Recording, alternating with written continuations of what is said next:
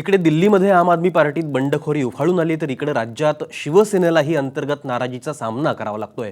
मुंबई महापालिकेतल्या शिवसेनेच्या नगरसेविका शीतल म्हात्रे आणि माजी महापौर शुभा राऊळ यांनी आपली नाराजी उघडपणे बोलून दाखवली आहे। शीतल म्हात्रे यांनी थेट शिवसेनेच्या आमदारावरच आरोप केलेत। त्याची गंभीर दखल पक्षप्रमुख उद्धव ठाकरे यांनी घेतली आहे। या प्रकाराची चौकशी करण्याचं आश्वासनही उद्धव यांनी दिलंय। या पार्श्वभूमीवर शिवसेना खासदार भावना गवळी आणि आमदार अभिजित अडसूळ यांच्याशी खास बातचीत केली आमची प्रतिनिधी कपालिनी सिनकर हिनं। शिवसेनेच्या नगरसेविका शीतल म्हात्रे आणि माजी महापौर शुभा राऊळ ह्या नाराज आहेत। फेसबुकवरनं शुभा राऊळ यांनी म्हटलं की कोटली कृष्ण धावून येईल का, इतकी नाराजी काय आहे। त्यांनी शिवसेनेच्याच आमदारांवर आरोप केले आहेत आणि शीतल म्हात्रे तर काल राजीनामाच्या द्यायच्या तयारीत होत्या, मात्र त्यांनी राजीनामा मागे घेतलाय।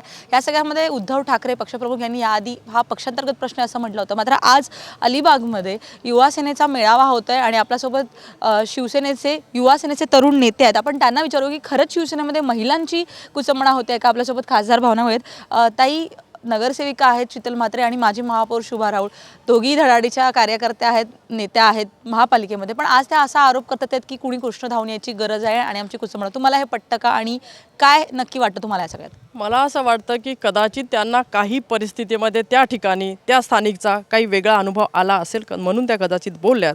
परंतु दुसरा विषय असा आहे की शिवसेना कार्याध्यक्षांकडे, आमच्या पक्षप्रमुखांकडे ज्या वेळेला आम्ही जातो, एक महिला म्हणून मी जेव्हा जाते, आपल्या सगळ्यांना कल्पना आहे की गेल्या 15 वर्षापासून मी शिवसेनेची खासदार म्हणून काम करते आहे आणि जेव्हा मी शिवसेनेची खासदार म्हणून काम करते त्यावेळेला राजकारण, समाजकारण हे करत असताना अनेक अडचणी येतात।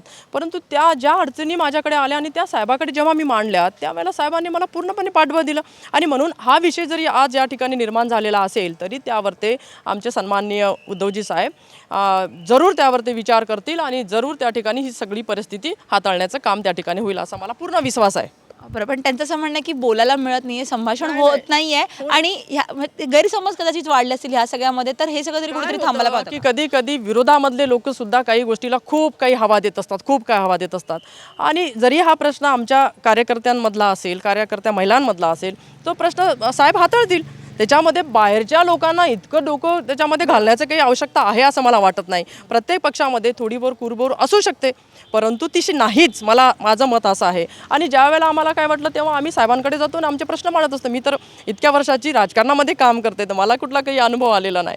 तुम्हाला मला असा शेवटचा प्रश्न विचारायचा, तुम्ही म्हणत कुरबुर प्रत्येक गोष्ट प्रत्येक पक्षात असते, काही ना काही गोष्टी असतात, पण अशा वेळेला त्यांनी फेसबुकच्या माध्यमातून मांडणं आणि काल असं जाहीर प्रसिद्धी माध्यमांना सांगणं की मी राजीनामा देते, हे तुम्हाला पटतं का? नाही, हा जे त्यांनी फेसबुकच्या माध्यमातून मला हा त्यांचा कदाचित पर्सनल हे असू शकतो, कदाचित नव्हतं मांडायला पाहिजे, ते मांडलं ठीक आहे। त्याच्यावर ते काय निर्णय घ्यायचा ते आमचे आदरणीय साहेब उद्धवजी साहेब घेतील। एकूणच आज जेव्हा युवा सेनेचे अध्यक्ष आदित्य ठाकरे बोलत होते त्यांनी म्हटलं की या सगळ्या प्रकरणाची चौकशी व्हायला पाहिजे।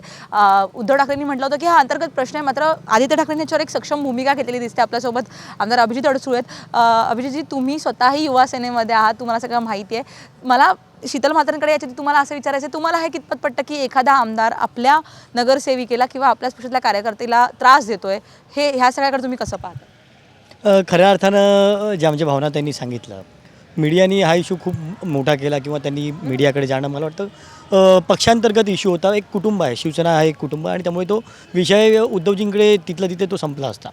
परंतु खऱ्या अर्थानं मिसकम्युनिकेशन झाल्यामुळे मला वाटतं की हा इश्यू थोडा वाढला, परंतु उद्धवजींकडे ह्या प्रश्नाचा नक्की निकाल लागेल आणि मला वाटत नाही की या गोष्टी एवढ्या मोठ्या करण्याची गरज आहे। आदित्यने आज म्हटलं आहे की ह्याची चौकशी व्हायला पाहिजे, ह्या सगळ्याकडे तुम्ही कसं पाहता? पक्षांतर्गत आता ही चौकशी, म्हणजे जसं तुम्ही म्हणाल की हा पक्षांतर्गत विषय होता, मात्र ह्याची आधीच वाच्यता झाल्याने आता चौकशीची वाच्यता झाली, हे सगळं कुठेतरी थांबायला पाहिजे होतं का किंवा आधीच मिटवायला पाहतं का? आणि ह्या चौकशीबद्दल काय सांग? खऱ्या अर्थानं आपण ज्या पद्धतीने हे हा प्रश्न चालू आहे, अत्याचार म्हणजे कशा पद्धतीचा अत्याचार, कुठलंही शोषण किंवा काही तशा पद्धतीचा अत्याचार झालेला नाही।